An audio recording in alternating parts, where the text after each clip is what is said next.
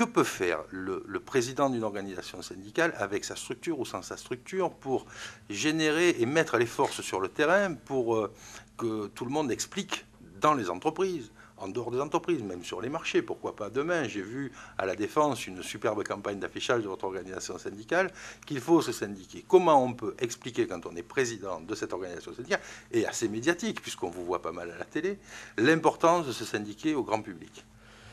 Eh bien, c'est précisément en participant, puisqu'aujourd'hui nous sommes dans une société de communication, à tous les débats possibles, tout ce qu'on nous offre comme espace d'expression, que ce soit à la télévision, sous toutes ses formes, sur les radios, via Internet, de plus en plus, on se tourne vers les nouveaux moyens de communication, pour expliquer les enjeux.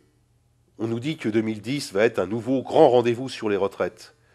Après toutes les évolutions et les réformes que nous connaissons depuis 1993, celle de 2003 en particulier, on s'aperçoit qu'on n'a toujours pas traité le problème au fond. Alors qu'est-ce qu'on peut faire? Eh bien, mais plus de 20 ans... des bruits courts qu'on va revenir sur les régimes spéciaux. Puisqu'il est dit, c'est peut-être un scoop, qu'on va parler de la pénibilité dans le cadre de la réforme des retraites pour voir si ceux qui ont les métiers les plus pénibles ne devraient pas cotiser moins longtemps. Donc est-ce qu'on doit le traduire par un retour sur des régimes spéciaux qu'on avait voulu supprimer il y a peu? En tout état de cause, ce que l'on sait, c'est que, à force de traiter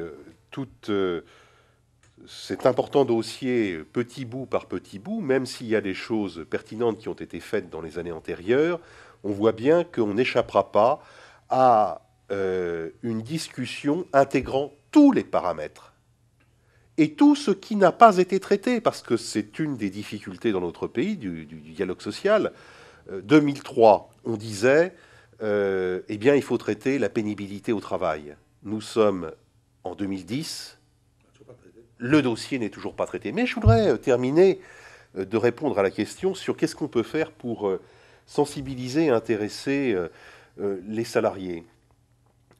C'est évidemment, pour le dirigeant d'une organisation, créer les moyens de déployer ces militants partout, sur tout le territoire, le plus proche possible du terrain. C'est un enjeu vital pour toutes les organisations syndicales aujourd'hui, parce que l'expérience montre que 85% de celles et ceux qui se syndiquent, c'est pas tellement par idéologie pour adhérer à telle ou telle organisation, c'est tout simplement parce qu'il y a la valeur d'exemple d'un collègue, d'un ami dévoué, militant, expérimenté, compétent, qui informe, qui rend service, qui explique, qui guide.